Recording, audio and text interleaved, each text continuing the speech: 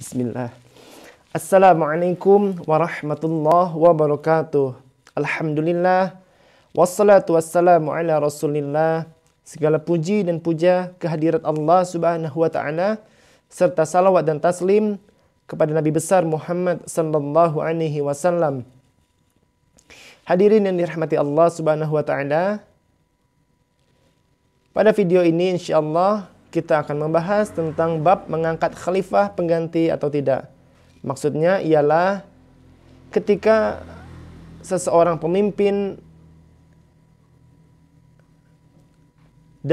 menjabat dalam kepemimpinannya, apakah layak, apakah ada ajaran dari Nabi Muhammad SAW dia untuk mengangkat pemimpin pengganti atau tidak. Maksudnya seperti itu.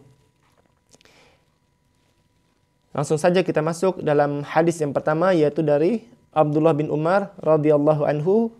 Beliau berkata, Umar ditanya, maksudnya ialah bapaknya ditanya.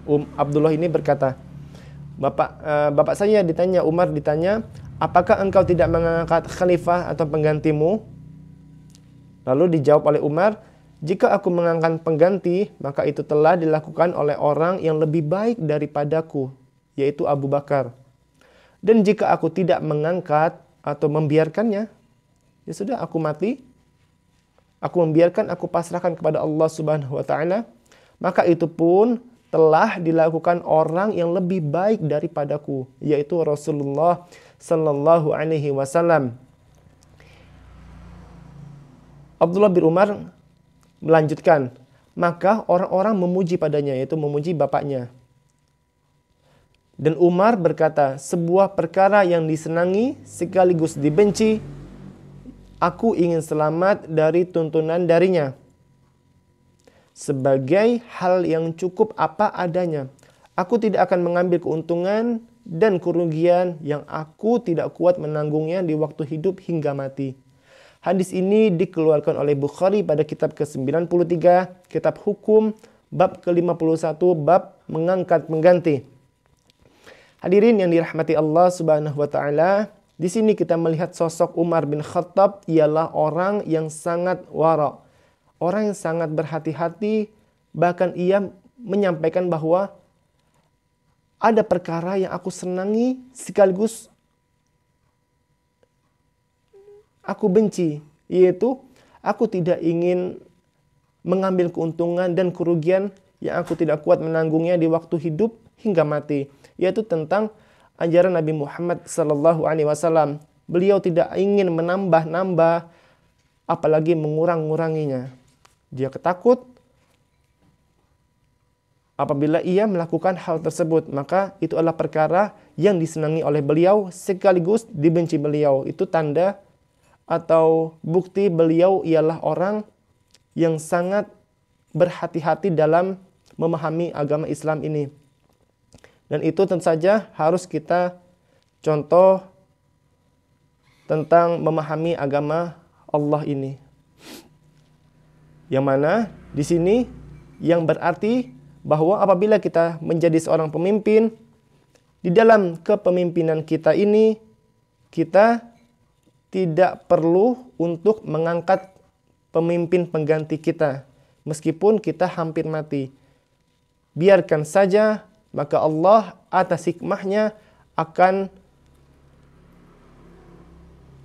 membuat prosedur atau membuat skenario yang jauh lebih baik daripada pilihan dan tindakan kita. Maka biarkan saja. Hadis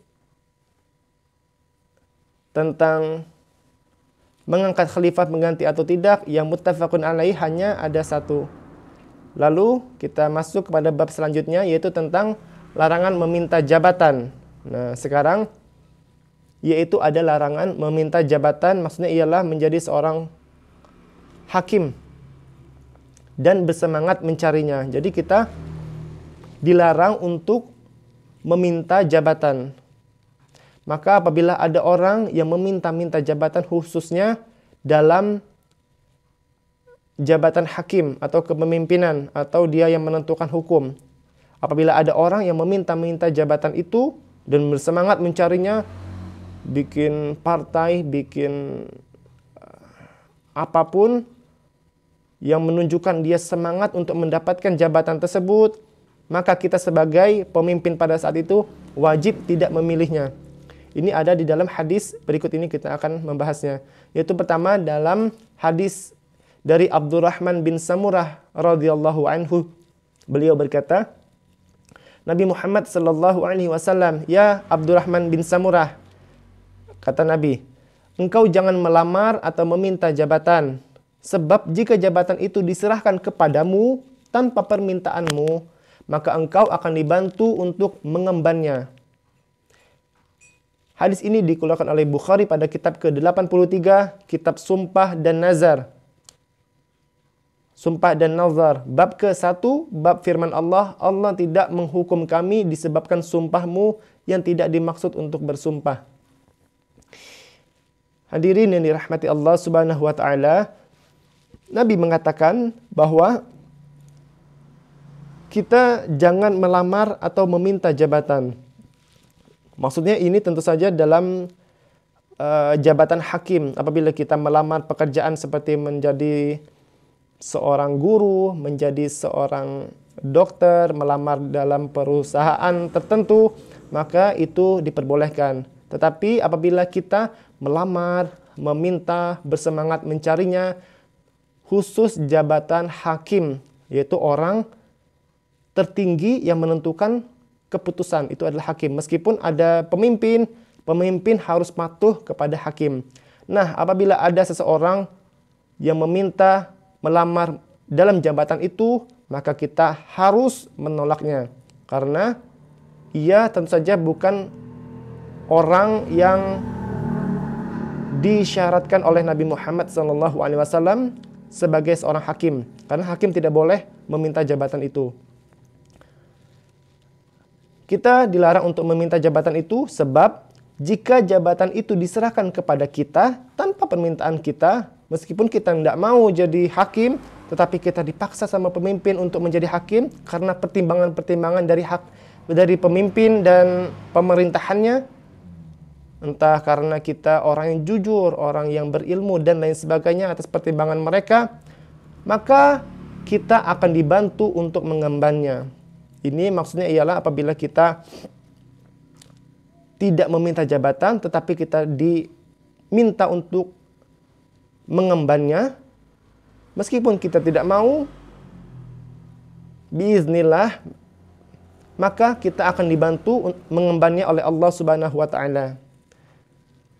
Tetapi dengan syarat kita tidak melamarnya. Apabila kita melamarnya, bahkan lebih jauh lagi kita bersemangat untuk mendapatkannya, dan maka Allah tidak akan membantu kita dalam mengembannya. Ini adalah isyarat dari Nabi Muhammad sallallahu alaihi wasallam. Meskipun beliau hidup, beliau menyampaikan seperti ini. Karena selama beliau masih hidup, tidak ada hakim selain beliau. Beliaulah hakimnya, beliaulah yang menentukan atau memutuskan suatu hukum yang ada pada umatnya.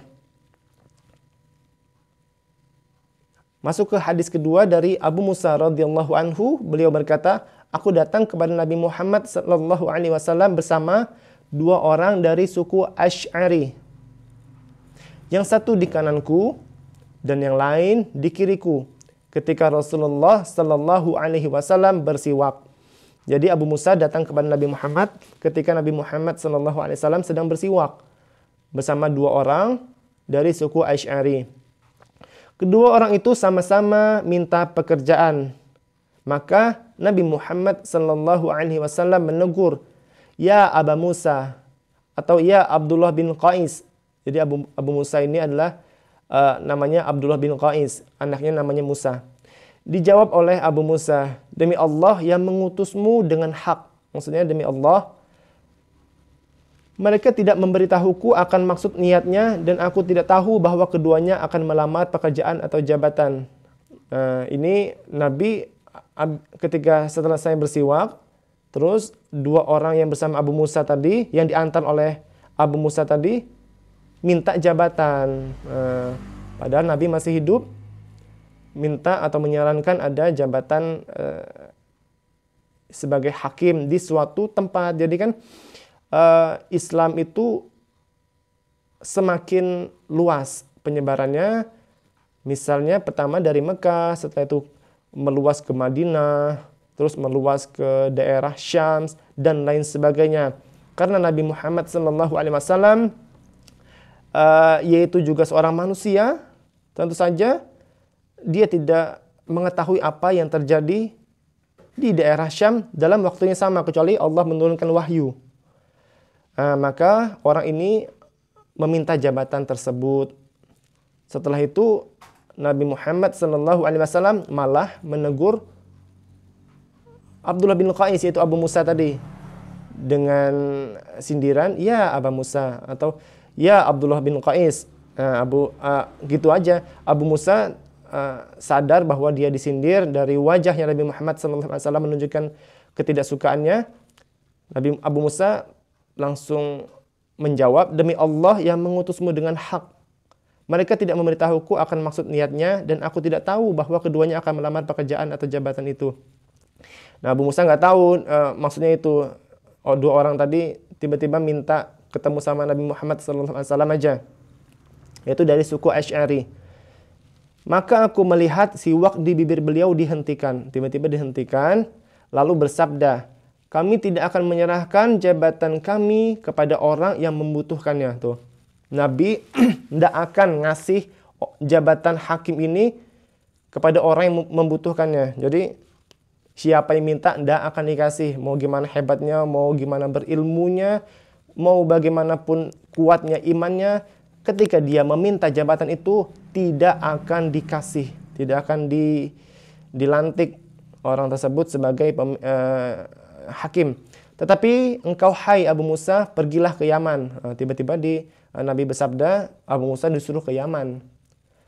Kemudian ia diikuti oleh Mu'adz bin Jabal. Ketika Mu'adz bin Jabal sampai ke Yaman, Abu Musa langsung melemparkan bantal sambil berkata, turunlah. Ternyata ada orang terikat. Maka Mu'adz bertanya, ada apa dengan orang itu? Jawabnya, dia dahulunya Yahudi lalu masuk Islam, kemudian menjadi Yahudi kembali. Na'udzubillah min dzalik. Mu'adz dipersilakan duduk. Jawab Mu'adz, aku tidak akan duduk sampai orang itu dibunuh sesuai hukum Allah dan Rasulullah. Ia mengucapkan kalimat ini 3 kali. Maka Abu Musa segera memerintah agar Yahudi itu dibunuh. Kemudian keduanya membicarakan soal sholat malam. Maka yang satu berkata, aku bangun dan tidur dan tetap mengharap ridha Allah dalam tidurku sebagaimana mengharap dalam bangunku.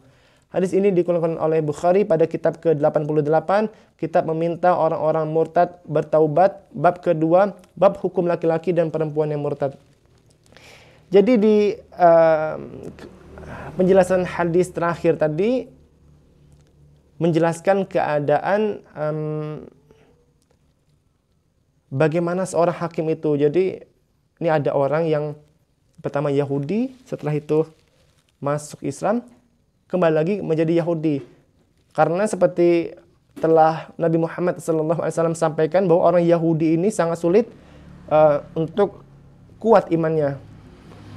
Bahkan bersabda, apabila ada 12 orang masuk Yahudi dalam kepemimpinanku sebagai Rasulullah, maka semua Yahudi itu akan masuk Islam. Tuh, itu maksudnya bahasa yang disampaikan, maksudnya orang Yahudi ini susah masuk Islam. Kalau 12 aja ada yang masuk Islam di zamannya Nabi Muhammad. Ada Nabi Muhammad, ada wahyu turun. Kalau aja ada 12 Yahudi itu masuk Islam, maka semua orang Yahudi sampai kiamat itu semua bakalan masuk Islam. Itu maksudnya bahasa mengisyaratkan bahwa orang Yahudi itu sulit untuk masuk Islam. Bahkan itu hampir tidak mungkin.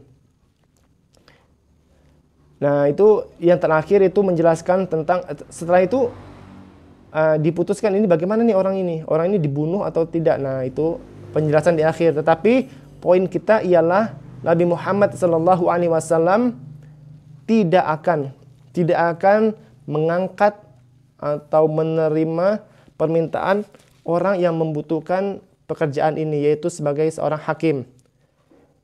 Apabila ada seseorang yang berilmu, yang seorang ulama meminta, menawarkan diri, berkenan, atau dia ingin berdedikasi kepada agama ini untuk menjadi seorang hakim di suatu tempat, maka Nabi Muhammad SAW tidak akan mengangkatnya.